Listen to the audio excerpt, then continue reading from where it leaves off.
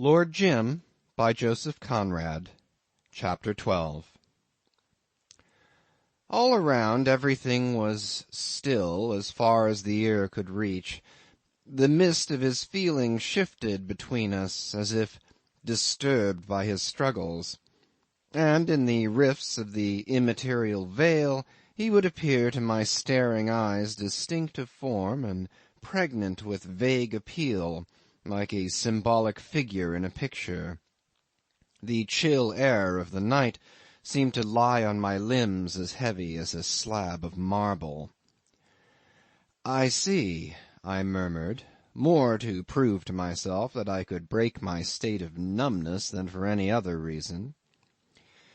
"The Avondale picked us up just before sunset," he remarked moodily. "Steamed right straight for us. We had only to sit and wait." After a long interval he said, "They told their story," and again there was that oppressive silence. "Then only I knew what it was I had made up my mind to," he added. "You said nothing," I whispered. "What could I say?" he asked in the same low tone. "Shock slight. Stopped the ship. Ascertained the damage, took measures to get the boats on without creating a panic. As the first boat was lowered, the ship went down in a squall, sank like lead. What could be more clear?" He hung his head. "And more awful." His lips quivered while he looked straight into my eyes. "I had jumped, hadn't I?" he asked, dismayed. "That's what I had to live down. The story didn't matter." He clasped his hands for an instant, glanced right and left into the gloom. "It was like cheating the dead," he stammered.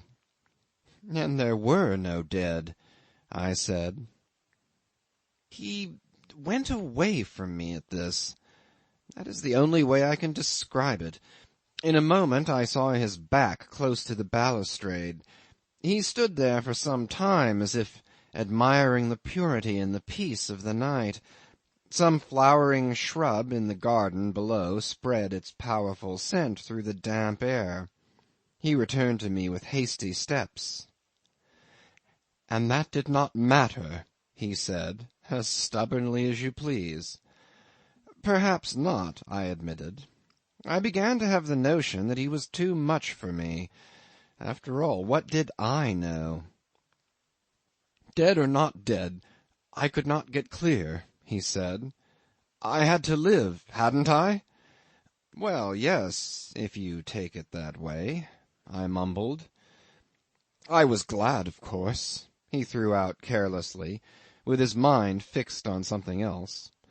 "The exposure," he pronounced slowly, and lifted his head. "Do you know what was my first thought when I heard? I was relieved. I was relieved to learn that those shouts.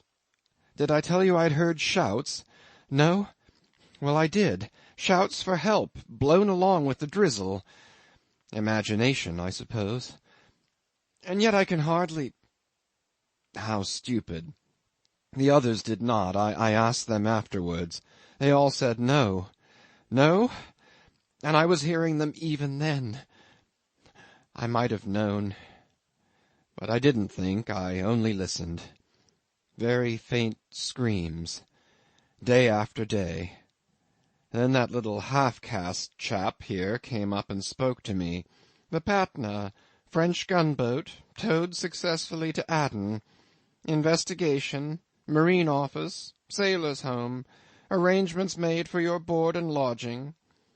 I walked along with him, and I enjoyed the silence. So there had been no shouting. Imagination. I had to believe him. I could hear nothing more. I wonder how long I could have stood it. It was getting worse, too. I mean, louder. He fell into thought. And I had heard nothing. Well, so be it. But the lights! The lights did go. We did not see them. They were not there. If they had been, I would have swam back. I would have gone back and shouted alongside. I would have begged them to take me on board. I would have had my chance. You doubt me. How do you know how I felt? What right have you to doubt? I very nearly did it as it was. Do you understand? His voice fell. There was not a glimmer, he protested mournfully. Don't you understand that if there had been, you would not have seen me here? You see me, and you doubt. I shook my head negatively. This question of the lights being lost sight of when the boat could not have been more than 1/4 of a mile from the ship was a matter for much discussion. Jim stuck to it that there was nothing to be seen after the first shower had cleared away, and the others had affirmed the same thing to the officers of the Avondale. Of course people shook their heads and smiled. One old skipper who sat near me in court tickled my ear with his white beard to murmur, "Of course they would lie." As a matter of fact, nobody lied, not even the chief engineer with his story of the masthead light dropping like a match you throw down, not consciously at least. A man with his liver in such a state might very well have seen a floating spark in the corner of his eye when stealing a hurried glance over his shoulder. They had seen no light of any sort, though they were well within range, and they could only explain this in one way: the ship had gone down. It was obvious and comforting. The foreseen fact, coming so swiftly, had justified their haste. No wonder they did not cast about for any other explanation. Yet the true one was very simple, and as soon as Brierly suggested it, the court ceased to bother about the question. If you remember, the ship had been stopped and was lying with her head on the course steered through the night, with her stern canted high and her bows brought low in the water through the filling of the fore compartment.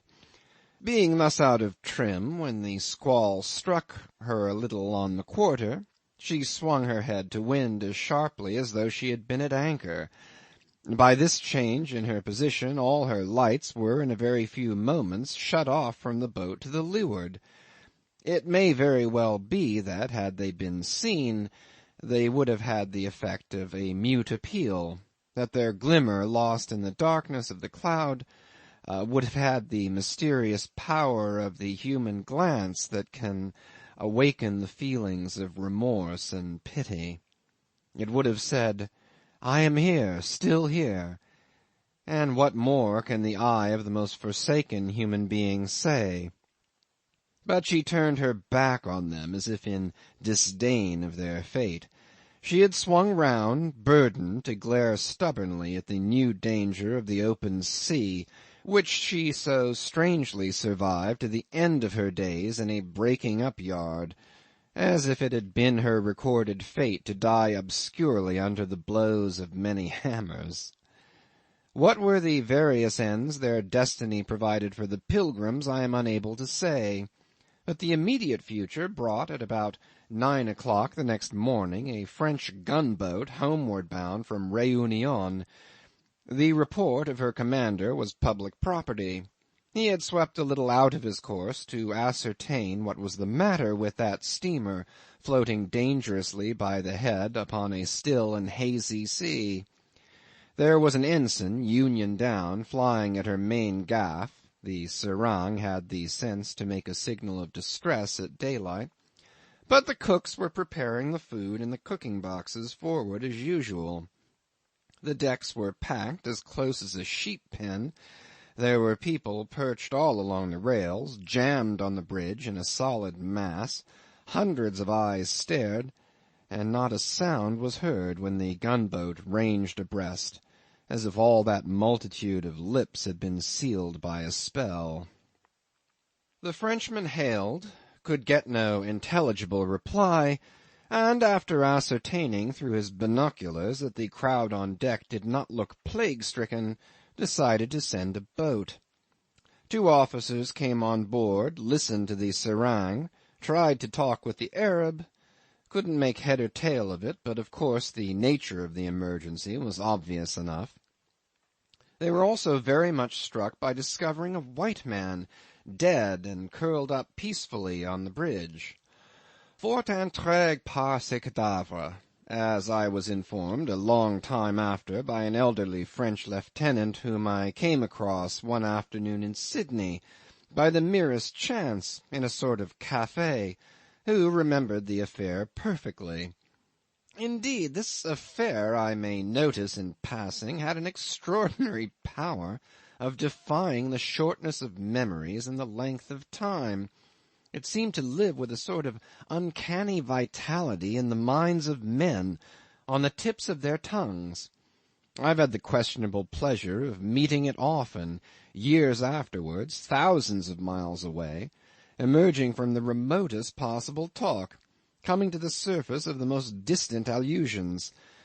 Has it not turned up to-night between us? And I am the only seaman here. I am the only one to whom it is a memory, and yet it has made its way out. But if two men who, unknown to each other, knew of this affair, met accidentally on any spot of this earth, the thing would pop up between them as sure as fate before they parted. I had never seen that Frenchman before, and at the end of an hour we had done with each other for life. He did not seem particularly talkative either. He was a quiet, massive chap with a creased uniform, sitting drowsily over a tumbler half full of some dark liquid. His shoulder straps were a bit tarnished, his clean-shaved cheeks were large and sallow. He looked like a man who would be given to taking snuff, don't you know? I won't say he did, but the habit would have fitted that kind of man. It all began by his handing me a number of the Home News, which I didn't want, across the marble table. I said, "Merci." We exchanged a few apparently innocent remarks, and suddenly, before I knew how it had come about, we were in the midst of it, and he was telling me how much they had been intrigued by that corpse. It turned out he had been one of the boarding officers. In the establishment where we sat one could get a variety of foreign drinks, which were kept for the visiting naval officers, and he took a sip of the dark medical-looking stuff, which probably was nothing more nasty than cassis à l'eau, and glancing with one eye into the tumbler, shook his head slightly. "Impossible de comprendre, vous concevez," he said, with a curious mixture of unconcern and thoughtfulness. I could very easily conceive how impossible it had been for them to understand. Nobody in the gunboat knew enough English to get hold of the story as told by the serang. There was a good deal of noise, too, round the two officers. They crowded upon us. There was a circle round that dead man, autour de ce mort, he described. One had to attend to the most pressing. These people were beginning to agitate themselves, parbleu. A mob like that, don't you see? He interjected with philosophic indulgence. As to the bulkhead, he had advised his commander that the safest thing was to leave it alone. It was so villainous to look at.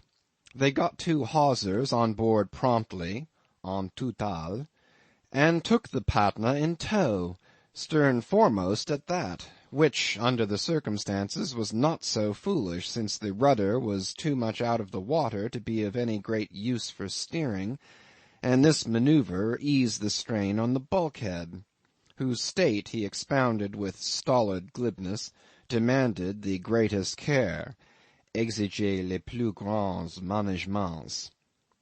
I could not help thinking that my new acquaintance must have had a voice in most of these arrangements.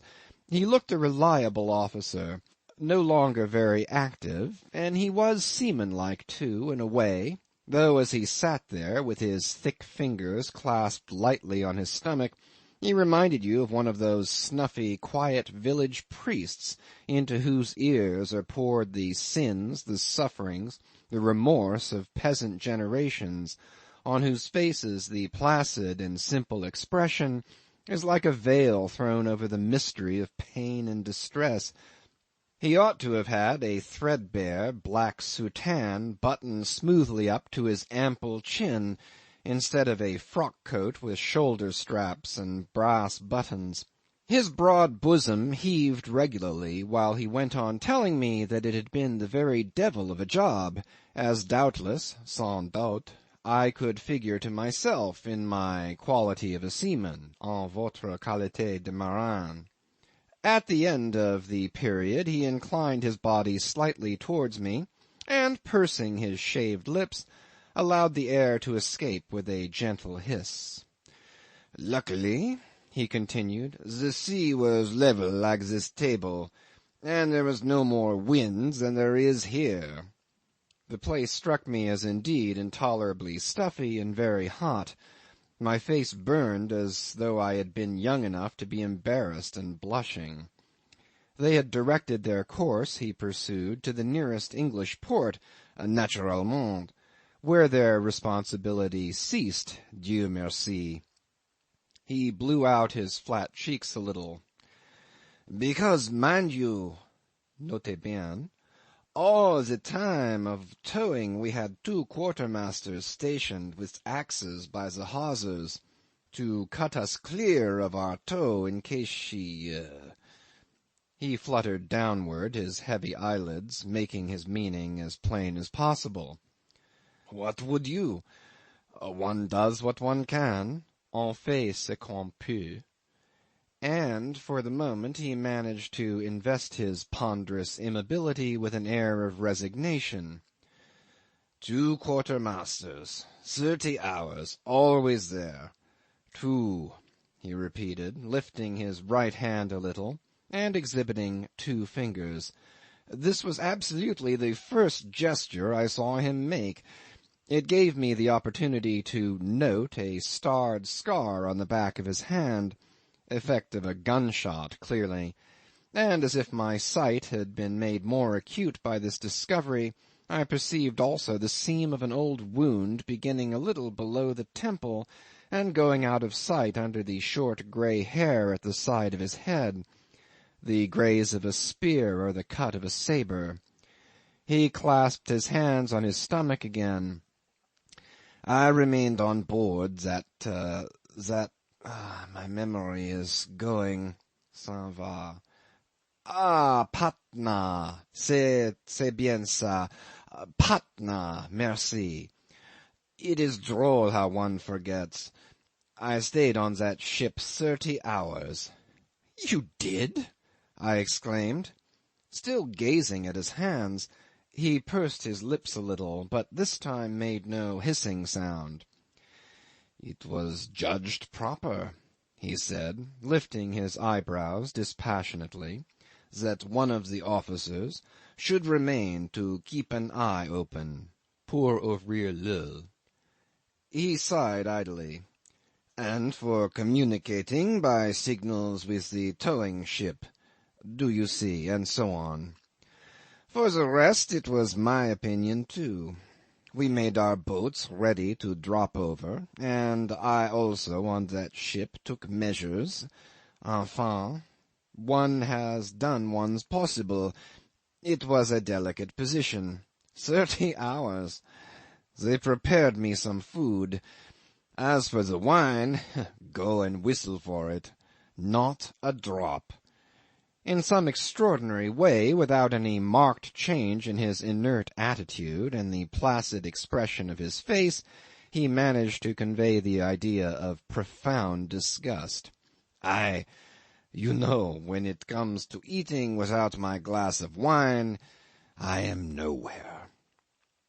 I was afraid he would enlarge upon the grievance, for though he didn't stir a limb or twitch a feature, he made one aware how much he was irritated by the recollection. But he seemed to forget all about it. They delivered their charge to the port authorities, as he expressed it, He was struck by the calmness with which it had been received. One might have thought they had such a droll find, drôle de trouver, brought them every day. You are extraordinary, you others, he commented, with his back propped against the wall and looking himself as incapable of an emotional display as a sack of meal. There happened to be a man-of-war and an Indian marine steamer in the harbour at the time, and he did not conceal his admiration of the efficient manner in which the boats of these two ships cleared the Patna of her passengers. Indeed, his torpid demeanour concealed nothing. It had that mysterious, almost miraculous power of producing striking effects by means impossible of detection, which is the last word of the highest art. 25 minutes, watch in hand. 25, no more. He unclasped and clasped again his fingers without removing his hands from his stomach, and made it infinitely more effective than if he had thrown up his arms to heaven in amazement. All that lot, doucement, on shore, with their little affairs, nobody left but a guard of seamen, marins de l'etat, and that interesting corpse, cet intéressant cadavre. 25 minutes. With downcast eyes and his head tilted slightly on one side, he seemed to roll knowingly on his tongue the savour of a smart bit of work. He persuaded one, without any further demonstration, that his approval was eminently worth having, and resuming his hardly interrupted immobility, went on to inform me that, being under orders to make the best of their way to Toulon, they left in 2 hours' time.